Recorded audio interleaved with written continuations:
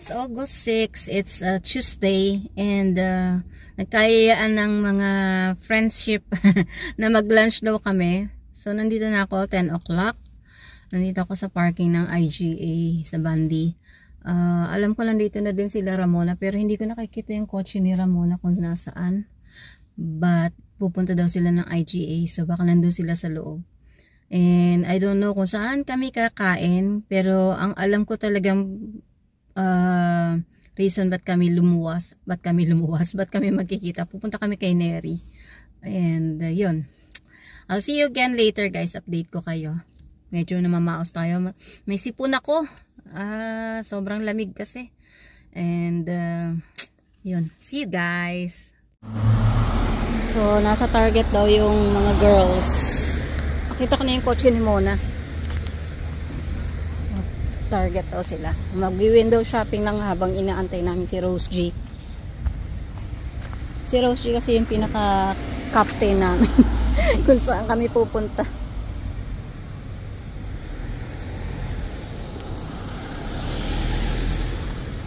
So, tingnan natin kung anong mabibili. Wala man tayong pambili. Mag-window lang.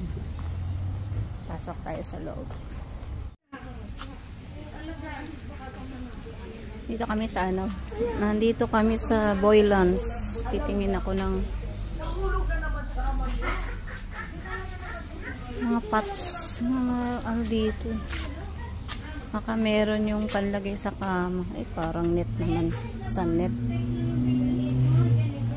Ha? Gahanap ako ng ano? Ito kahit ganito lang, i-stick mo. Ayan, ah, pwede ba yan? Oo, pwede yan.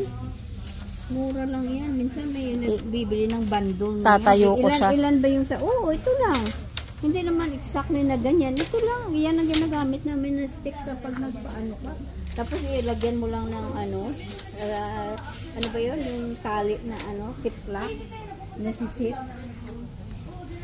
Yan lang. Mura na yan. Ilan lang yun. Isa.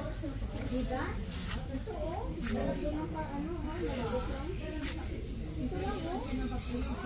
Manipis, pang manipis. Mataas ba yun? Ayan o. Mura lang yan. Sige, sa Webes pag sumahod tayo. Charot! Oo. Ang cute. Ang cute pala. Ano nga? May napag-usapan na ba kayo? Hindi pa. Wala. Hungry ka. Ay, kayo. Ewan ko. Hindi ko alam. Hungry Jacks. Parang na ano ako. Natatakam.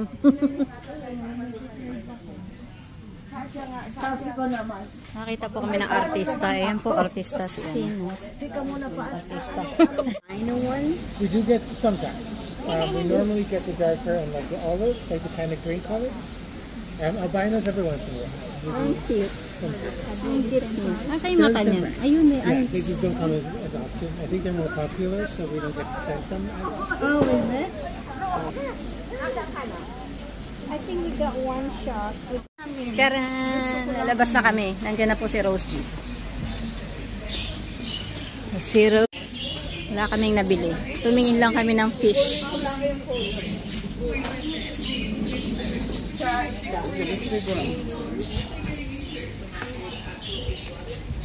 Kailangan ko ng shady plants. Yan. Wala lang, nagalat lang kami doon kasi dumating na si Rose G. Nandito na siya. Somewhere down the road. Maka sa akin. Morning! Ganda naman ang blouse mo. Punso. Ang daming pauki. Nakapamili na kami guys. Ito. Niwakalan ko lang ng tang si Abby.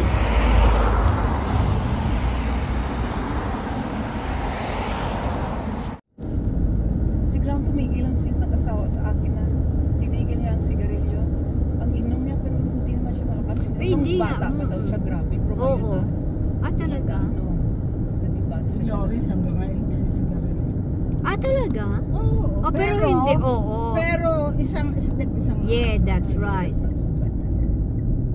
At saka yung drinks niya, ano rin. Ano lang, mild. Yun na Oo. dalawa lang isang Oo.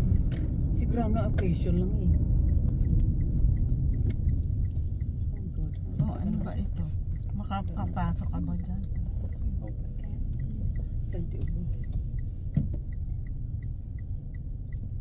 Ang haba ng nguso niya. Oo. Hindi ng offer. Salamat. Puro uno. Uno. So, nag-decide po punta. Kaya sabi niya, Ulit. oo, mag-ano sa phone. Hala, sige. Galing ko lang poki ko to balik. Oo, tama yan. Kailangan. Sabihin mo sa anak mo. Yeah. Thank you. Mulan na. Dadami kami. So, bahay na tayo guys. Pakita ko lang yung nabili ko sa Target. Binilhan ko lang si Staris ng damit kasi naka-sale siya.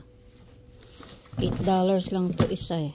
$8. Dati siyang 16 half price. Mga long sleeve nga lang to. Walang $8.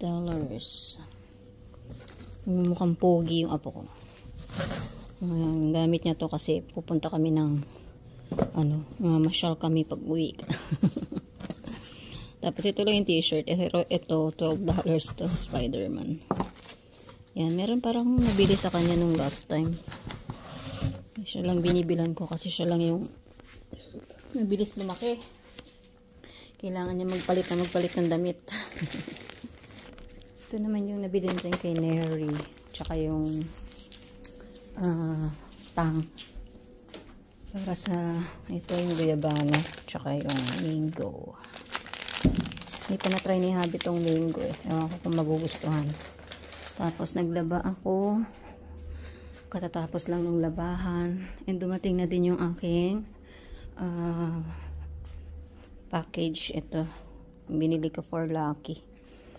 Ano niyan, treadmill, kaya lang since bago pa lang di pa niya tinatry. And naka 50% off nung binili ko siya. Kalimutan ko na kung magkano, pero 100 plus yan eh. Nabili ko lang siya ng half price. So ayan, tapos na yung laba. Naglaba ko lang gabi para makatuyo na siya tomorrow morning, just in case umulan. Pwede ko siyang ilipat doon sa ating sampayan na tawag dito, na pwedeng gamitan ng electric fan. Yan, tapusin ko lang to. Ayun guys, so kaya kami nag-lunch kanina kasi nga pupunta kami kay Neri, kaso hindi ako masyadong nakapag-video doon kasi busy kami sa chismis. And then nagpa-reserve lang kami ng lulutuin for our get together sa end of the month. Tapos after na pumunta kami ng Hungry Jacks yun, naging topic nila yung aking anak kasi yun, congratulate nila ako regarding dun sa visa ni Jenica.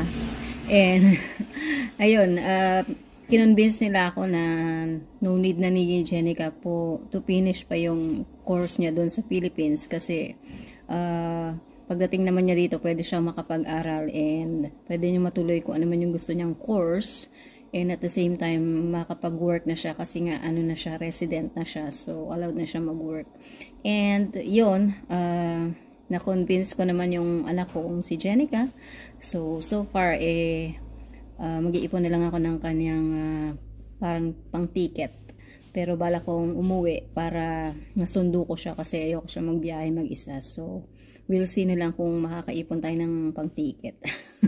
And then, ayun, so bali mag-i-stop schooling muna siya and tingnan niya kung nakita siya ng part-time job. If not naman, okay lang naman nasa bahay siya as long na yun, hindi siya magwaldas na wala naman siyang wawaldasin na pera.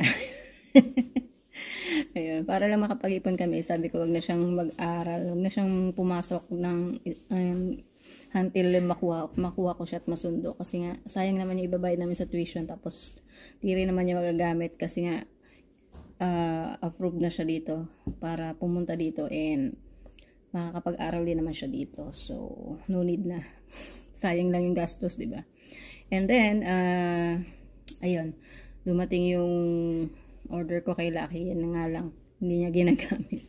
Siguro kasi bago pa lang, sana hopefully pagdating ng ilang araw magamit niya yan para hindi naman masayang pagbili natin. Tapos paalam din kami kay Rose kasi nga si Rose Snow pupunta ng Philippines for 3 weeks. Nag-stay siya doon, bibisit niya yung kanyang family, kaya parang ano na rin kanina. Parang despedida, soltera kunwari. And then,